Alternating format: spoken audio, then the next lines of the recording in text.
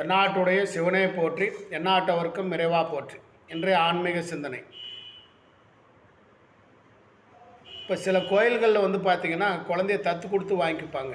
ஏன் வாங்குறாங்க அப்படின்னு பார்த்திங்கன்னா, இந்த குழந்தை இல்லாமல் இருக்கிறவங்க, குழந்தைக்கு அடிக்கடி நோய் பாதிப்புகள் இருக்கிறது, இந்த மாதிரி ஏதாவது இருந்ததுன்னா அந்த குழந்தை அந்த நோய் பிணியிலிருந்து விலகணும், குழந்தை ஆரோக்கியமாக இருக்கணும், குழந்தைக்கு அடிக்கடி உடல்நலம் சரியில்லாமல் போகுது, அது சரியாக இருக்கணும் அப்படின்னும் ஒரு சாஸ்திரங்கள் உண்டுங்க. அதே மாதிரி அவர்கள் வீட்டில் பரம்பரை வாரிசுகள் தங்காதுங்க.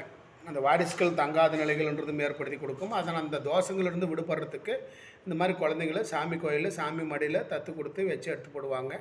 ஸோ அந்த மாதிரி செய்யும்போது அந்த தோஷங்கள் ஆகப்பட்டது விலகி அந்த குழந்தை ஆரோக்கியமாக இருக்கணும் அப்படின்றதுக்கோசரம் இந்த விஷயங்களை செஞ்சு போடுவாங்க.